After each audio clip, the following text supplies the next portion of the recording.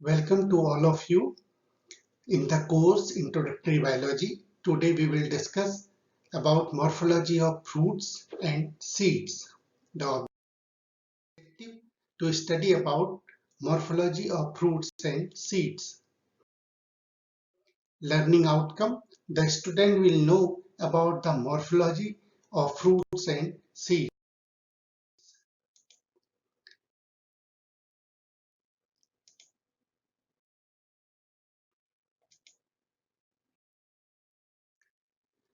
The fruits, it is ripened ovary developed after fertilization. It is a characteristic feature of the flowering plant. A fruit formed without fertilization of ovary is called parthenocarpic fruits. In mango and coconut, fruit is called a drupe. They are one-seeded and developed from monocarpellary superior ovary.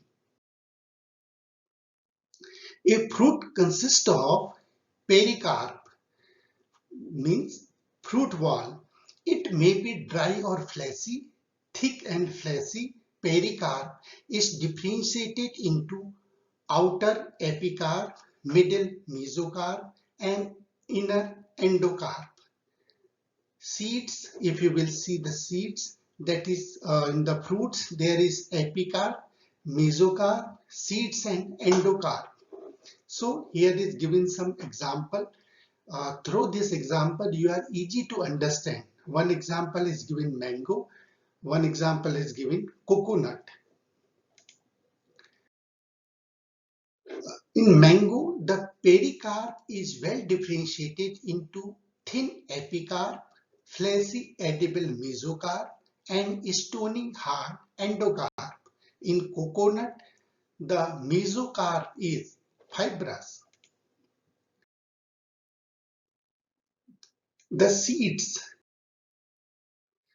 it is the mature ovule developed after fertilization.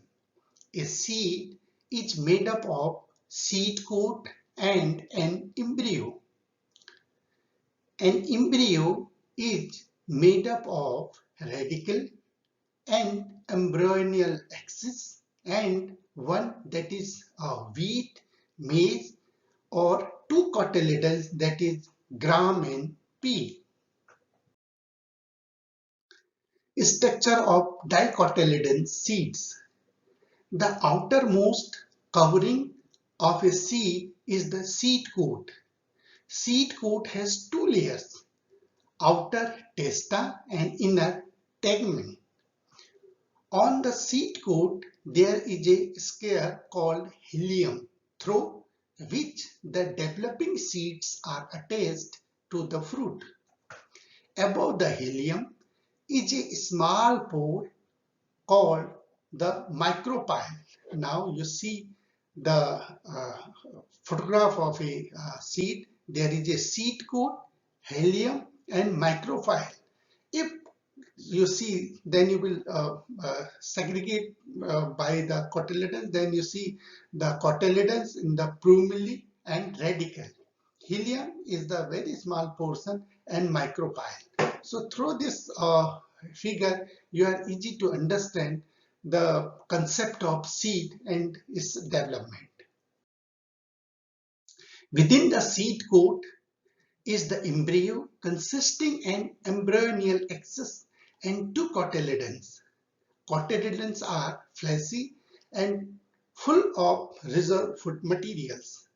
At the two ends of embryonal axis, the radicals and plumule are present. In some seeds, such as castor, the endosperm is formed due to double fertilization. It is a food storing tissue. In plants such as bean, gram, and pea, the seeds are non-endospermous, that is, endosperm is not seen in mature seeds. Generally, monocot seeds are endospermic, but some are non-endospermic, that is, orchids.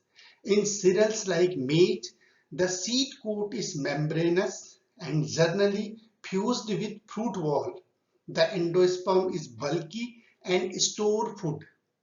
The outer covering of endosperm separates the embryo by a protein layer called allurin layer. The embryo is small and located in a group at one end of endosperm. It consists of one large and shield-shaped cotyledons known as scrotum and a short axis with a plumule and a radicle. The plumule is protected in a sheath called colleptile and radicle is protected in a sheath called coleregia.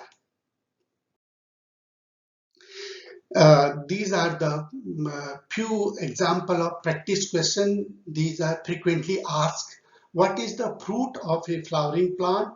What is the purpose of the fruit on a flowering plant? Do flowering plants produce fruits? What is the relationship between flowering fruits and seeds? Which structure of a flowering plant holds seeds? What are the two types of flowering plant seed? Do flowering water plants have seeds? How do plants without flower reproduce?